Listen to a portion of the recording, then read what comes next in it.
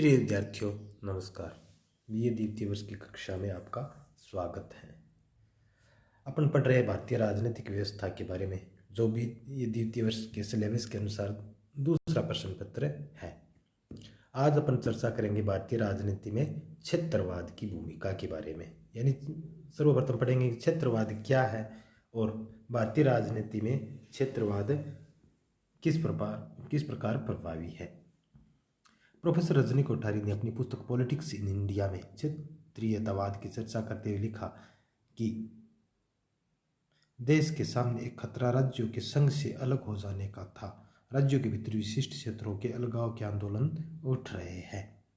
क्षेत्रवाद यानी एक क्षेत्र विशेष के रहने वाले लोगों का अपने क्षेत्र के प्रति लगाव और दूसरे क्षेत्र, भले ही दूसरे क्षेत्र का विकास हो या न हो, लेकिन अपने क्षेत्र में ज़्यादा से ज़्यादा विकास हो, अपने क्षेत्र का लगाव, अपने क्षेत्र विशेष तक हर चीज़, हर दृष्टिकोण को अपने क्षेत्र तक ही सीमित रखना अपने आप में एक क्षेत्रवाद कहा जा सकता है।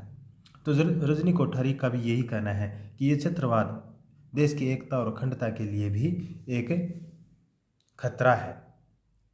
अगर हर क्षेत्र के लोग अपने अपने क्षेत्र तक ही सीमित होकर अपने क्षेत्र का विकास चाहती है, हर चीज़ अपने क्षेत्र पर ही लागू करना चाहती है, तो दूसरे क्षेत्र फिर भी चढ़ जाते हैं। या कई बार अपन ये भी देखने में या उदाहरण देखने में आते हैं कि एक राज्य के लोग जब दूसरे राज्य में काम करने के लिए जाते हैं तो वहाँ के लोग ये महसूस करते हैं कि हमारे रोजगार ये दूसरे राज्यों वाले छीन रहे हैं। तो ये भी अपने आप में क्षेत्रवाद, चूँकि भारत विविधता वाला देश है और भारत के सब लोग भारत के ही नागरिक है, तो सारे देश में कहीं भी काम करने, घूमने, भ्रमण करने, निवास करने का अधिकार है। तो इस स्थिति में अगर एक क्षेत्र विशेष के लोग दूसरे क्षेत्र से घृणा की दृष्टि से देखने लगे या उससे अलगाव करने लगे तो ये अपने आप में राष्ट्र के लिए खतरा हो सकता है।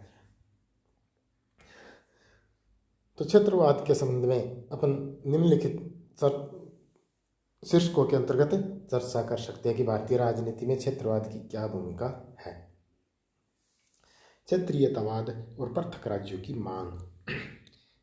ये क्षेत्रीयतावाद का सबसे महत्वपूर्ण पक्ष रहा है। आर्थिक पिछड़ापन, जाति, भाषा, धर्म को लेकर विभिन्न क्षेत्रों द्वारा पृथक राज्य की मांग समय समय पर उठाई गई तथा क्षेत्रीय आंदोलन हुए। इसी मांगों के तहत हिमाचल प्रदेश को 1970 में और जनवरी 1972 में त्रिपुरा, मणिपुर को पूर्ण राज्य का दर्जा दिया गया।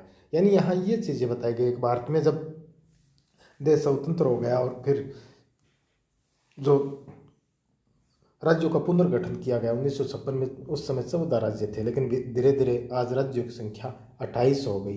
तो ज़्यादातर जो राज्य बने वो भाषा के आधार पर या आर्थिक पिछड़ापन के आधार पर जो आंदोलन चले, क्षेत्रवाद, क्षेत्रीय आंदोलन, तो उसकी मांग जब जोर पकड़ने लग गई तो अंत में उस क्षेत्र विशेष को राज्य का दर्जा दे दिया गया। तो यहाँ ये उदाहरण के रूप में बताया गया कि हिमाचल प्रदेश है, त्रिपुरा है, मणिपुर है, मिजोरम, अरुणाचल प्रदेश है, गोवा, ये सब राज्य, उत्तराखंड, झारखंड, छत्तीसगढ़, इन सब राज्यों की मांग भी इसी प्रकार रही और अंत में इनको राज्य बना दिया गया। तो इस प्रकार क्षेत्रवाद की महत्वपूर्ण भूमिका रही राज्यों को बनाने में भी। क्षेत्रीयतावाद तथा अंतर्राज्यीय झगड़े। राज्यों के बीच सीमा विवाद एवं नदी पानी विवादों को लेकर राज्यों में उग्र मतभेद और तनाव बढ़े हैं। मध्य प्रदेश, गुजरात और राजस्थान के बीच नर्मदा नदी के जल के वितरण को लेकर उत्पन्न विवाद, या तमिलनाडु तथा कर्नाटक के बीच कावेरी के जल वितरण का विवाद, पंजाब तथा हरियाणा के बीच सीमा विवाद अंतर्राज्यीय झगड़ों के मुख्य उदाहरण है। यानी ये उदाहरण के रूप में बताया गया है कि भारतीय देश होते हुए भी यहाँ विभिन्न जो राज्य बने हैं उन राज्यों की सीमाओं में या नदी के जल के विवाद को लेकर या इस प्रकार सीमाओं को लेकर जो विवाद हो वो भी एक तरह से क्षेत्रवाद की ओर ही संकेत करते हैं। क्षेत्रवाद और केंद्र राज्य झगड़े। भारतीय राजनीति में क्षेत्रवाद की व्यक्ति केंद्र और राज्यों के बीच विवादों में भी हुई है। यानी दो या दो से अधिक राज्यों के बीच में तो विवाद हुए ही है। राज्य और केंद्र के बीच में भी कई बार विवाद के मुद्दे उठे हैं। राज्यों ने कई बार केंद्र के सुझाव व निर्देश को मानने से इनकार कर दिया। इस प्रकार राज्यों द्वारा केंद्र की नीति का विरोध करना क्षेत्रीयवाद की नीति का ही द्योतक है। क्षेत्रवाद के संदर्भ में उत्तर दक्षिण की भावना है। चूंकि भारत एक विशाल देश है, विविधता वाला देश है, क्षेत्रफल की दृष्टि से भी विस्तृत है, तो यहाँ उत्तर में ज़्यादातर हिंदी भाषी लोग और दक्षिण में उनकी क्षेत्रीय भाषाएं है, जैसे तमिलनाडु में तमिल, आंध्र में तेलुगु, केरल में मलयालम। इस प्रकार उत्तर और दक्षिण की भावनाएं भी देश ये क्षेत्रीयवाद के कारण महसूस होती है। भारत के दक्षिण के लोग ये महसूस करते हैं कि उत्तरी भारत के लोगों ने सदैव हर मामले में दक्षिण की उपेक्षा की है। दक्षिण के 4 राज्यों तमिलनाडु, आंध्र प्रदेश, केरल और कर्नाटक, जहाँ द्रविड़ भाषा बोली जाती है, का विचार है कि राजनीतिक, आर्थिक और सांस्कृतिक दृष्टि से उत्तरी भारत की अपेक्षा दक्षिणी भारत को वे लाभ नहीं मिल रहे जो मिलने चाहिए। यानी दक्षिण भारतीय 4 राज्य मुख्य जो बड़े बड़े राज्य हैं उनकी भी यही सोच है कि उत्तर जितना लाभ उनको मिलना चाहिए वो नहीं मिला और उत्तर भारतीय राज्यों को ज़्यादा लाभ दिया जा रहा है। तो ये भी अपने आप में क्षेत्रवाद की भावना महसूस हो रही है। क्षेत्रीयतावाद के संदर्भ में भाषावाद, क्योंकि भारत में अनेक भाषाएं और बोलियां बोली जाती है, 22 भाषाओं को संवैधानिक दर्जा भी दिया गया है, तो भाषा के संदर्भ में भी क्षेत्रवाद की भावना कई बार पनपी है, देखने को मिली है। स्वाधीनता के बाद मुख्य प्रश्न देश की राष्ट्रभाषा और उसकी लिपि का था। भाषा के आधार पर राज्यों का निर्माण एवं पुनर्गठन हुआ। दक्षिण के लोग हिंदी भाषा का विरोध करने लगे। उनका कहना था कि हिंदी इस स्थिति में नहीं है कि वह भारत की राजभाषा बन सके। भाषा के प्रश्न को लेकर उत्तर व दक्षिण के राज्यों में हिंसात्मक आंदोलन भी हुए हैं। असम में भाषा की राजनीति असम आंदोलन की प्रेरणा स्रोत रही है। इन दक्षिणी भारतीय राज्यों का यह विचार है कि हिंदी अब भारत की राजभाषा के रूप में नहीं थोपी जानी चाहिए। वो इस स्थिति में नहीं है कि भारत की राजभाषा बन सके, क्योंकि उनको महसूस होता है कि आधे से ज़्यादा भारत में हिंदी भाषा नहीं बोली जाती है। तो इस प्रकार हिंदी भाषा को लेकर भी दक्षिण राज्यों ने शंका की दृष्टि से देखा है। यह भी एक क्षेत्रवाद का द्योतक मान सकते हैं।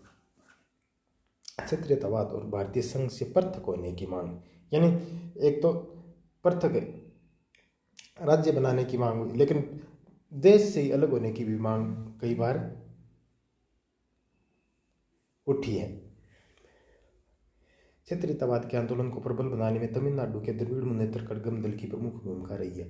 1950 में द्रमुक ने मद्रास राज्य को भारतीय संघ से अलग करने की इच्छा प्रकट की, यानी भारत देश से ही एक अलग राष्ट्र बनाने की मांग की। पंजाब के मास्टर तारा सिंह के नेतृत्व में सिख संप्रदाय ने स्वाधीनता से पूर्व खालिस्तान की मांग की। खालिस्तान की यह मांग 1980 के दशक में एकाएक चिंता का विषय बन गई।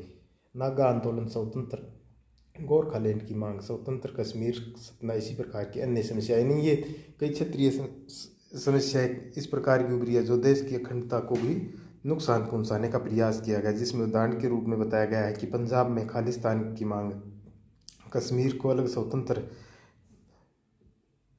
की मांग, या फिर नागा आंदोलन, गोरखालैंड आदि ये मांगे पृथकतावाद, देश से पृथक होने की मांग की गई, जो क्षेत्रीयतावाद को और ही संकेत करती है।